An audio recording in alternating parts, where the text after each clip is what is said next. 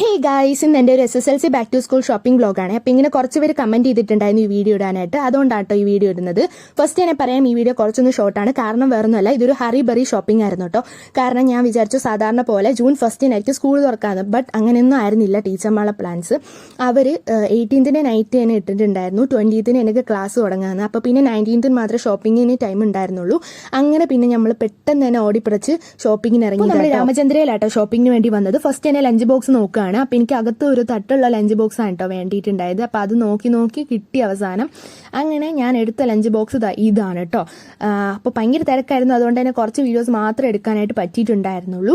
അപ്പോൾ കുറേ കളക്ഷൻസ് ഉണ്ട്, ബട്ട് കുറേ പോയിട്ടുണ്ടെന്നാണ് അവർ പറഞ്ഞത്. പിന്നെ നമ്മൾ ബോട്ടിലിന്റെ സെക്ഷനിലോട്ട് പോയി. അപ്പോൾ ഈ ഒരു ബോട്ടിലാട്ടോ എനിക്ക് ഇഷ്ടപ്പെട്ടത്. അങ്ങനെ അത് തന്നെ എടുത്തിട്ടുണ്ട്.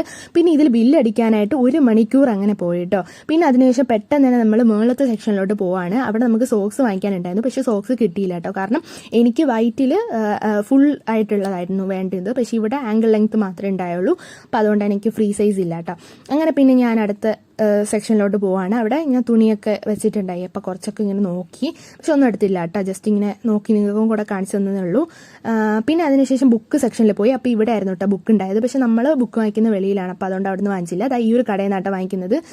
ഇവിടെ ഇങ്ങനെ ഹോൾസെയിലായിട്ട് കൊടുക്കുന്നതാട്ടോ. നമ്മൾ വീട്ടിനടുത്ത് തന്നെയാണ്. അപ്പോൾ നമ്മൾ എല്ലാ സാധനങ്ങളും വാങ്ങിച്ചത് എന്തൊക്കെയാണെന്നൊക്കെ കാണിച്ചു തരാം. നമ്മൾ വീടെത്തിയിട്ടുണ്ട്. അപ്പോൾ ഇതാണ് എൻ്റെ ലഞ്ച് ബോക്സ്. പിന്നെ ഇതാണ് എൻ്റെ കുപ്പി. സ്റ്റീൽ തന്നെയാണ് ഞാൻ എപ്പോഴും 2 ഉപയോഗിക്കാറ്.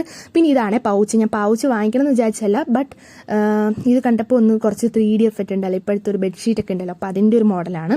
പിന്നെ ഈ ഒരു 2 റോൾസ് എടുത്തിട്ടുണ്ടായിരുന്നു നമുക്ക് ബൈൻഡ് ചെയ്യാനായിട്ട്.